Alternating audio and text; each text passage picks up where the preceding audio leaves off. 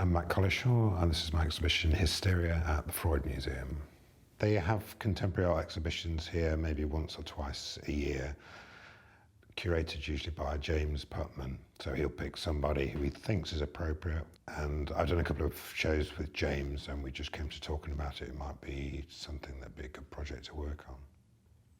The Freud Museum is, or was, Freud's house, not for very long, for about a year or something, I think, when he fled Austria and came to live in London. And I think he set up a bit of a clinic here. His daughter was here, and since he died, it's been taken over as a museum. All of his relics and collections have been left pretty much as he left them. The title came from the investigation into the phenomenon of hysteria. There's a print hanging above Freud's couch, which is Charcot, one of Freud's mentors, doing like a hypnosis, which was part of his little research into what happened when women were exposed to conditions that weren't quite normal. There were also drugs and alcohol and various things involved, as well as hypnosis. But essentially, the investigation into hysteria, particularly in women, oddly. So in the dining room where we are now, I have a cylinder anamorphosis, and I've distorted the print above Freud's couch. I made an anamorphosis of it and put a cylinder on top. If you look into the mirrored cylinder, the reflection that you see corrects the distortion. So this is Charcot here, and this is a woman that he has hypnotized. She's in a position like she's just fainted. Her top's coming down a little bit, and you can almost see her cleavage there.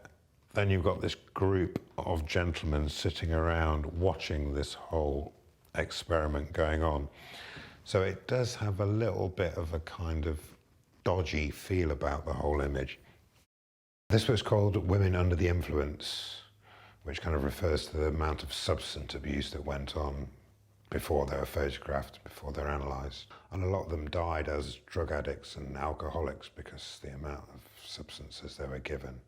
I also thought that maybe Freud, when he was sitting in here at the end of his days, smoking his cigar, maybe one of those women's face might have come back to haunt him a little bit, formed out of the cigar smoke and just stood there appealing to him. I don't know. Okay, so first when you go into study, there are 3 little tree stumps near the couch and near Freud's desk, and they are actually little record players that have 12-inch and 7-inch vinyl discs. They're photo discs, so they have the imprint of tree stumps, concentric rings on the top, and they're also playing the sound of bird song.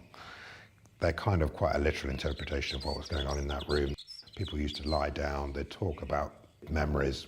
Freud would then interpret them, so as if those things were delivered in a kind of code, which Freud would then make his analysis of. In a similar way, the concentric rings in tree stumps are a kind of code which we can discern. The memory of this tree, the whole recall of the tree is encrypted on these vinyl records from the beginning of their life to the moment that they were chopped down. The Garden of Unearthly Delights in the Anna Freud room is a 3D zoetrope which has a scene of some little imps causing mayhem in a kind of English garden that I've created.